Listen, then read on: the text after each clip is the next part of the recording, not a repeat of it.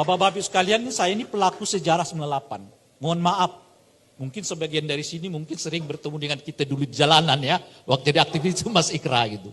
Saya adalah orang yang memimpin pertama kali masa untuk menduduki gedung DPR MPR tanggal 18 Mei 1998. Saya lah orangnya. Dan sejak saat itu saya udah berulang kali dirayu masuk istana dan selalu katakan tidak mau. Kenapa gitu? Ya karena berjuang tidak harus melalui istana, tapi juga harus dari luar kan.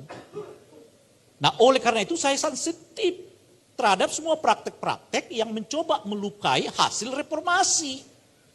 Dan kenapa kita membuat di poin 6 reformasi itu anti KKN pertama?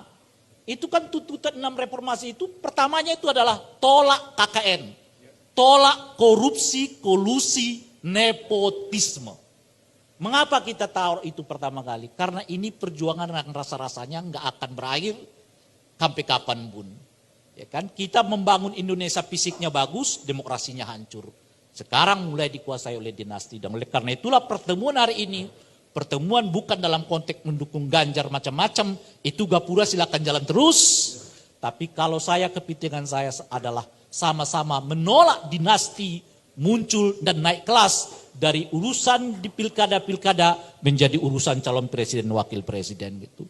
Nah ini yang terakhir poinnya adalah soal mungkinkah satu periode, satu putaran itu agak kencang tuh disuarakan sekarang.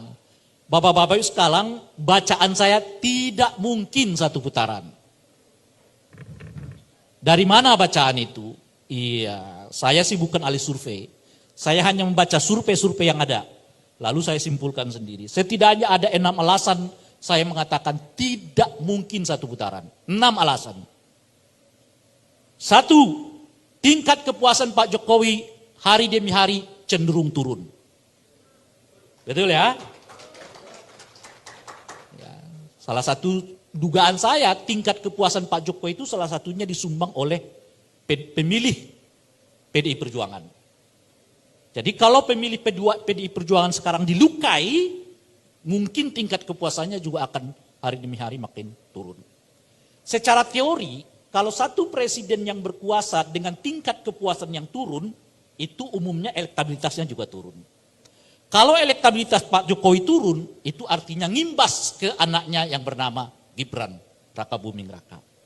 Jadi besar kemungkinan seturut dengan tingkat kepuasan kepada Pak Jokowi yang menurun itu, elektabilitas Gibran juga akan turun. Itu asumsi pertama. Asumsi lo ya Pak ya. Nah yang kedua adalah, anehnya suara PDIP stabil. Aneh tuh. Sekarang di hampir semua survei 22%. Paling bentok dia kalaupun turun mungkin di 20%. Apa artinya? Artinya adalah kalau Presiden Jokowi turun elektabilitasnya, nggak ngimbas itu ke PDI Perjuangan.